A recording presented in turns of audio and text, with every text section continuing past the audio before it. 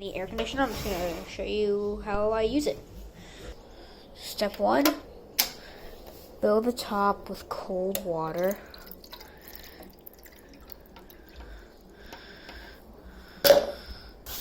Step 2, add the ice.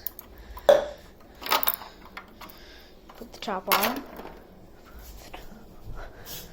Step 4, take the wet cartridge out of the freezer.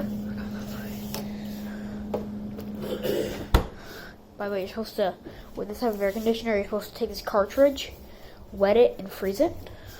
Step 5, put the frozen cartridge in the air conditioner.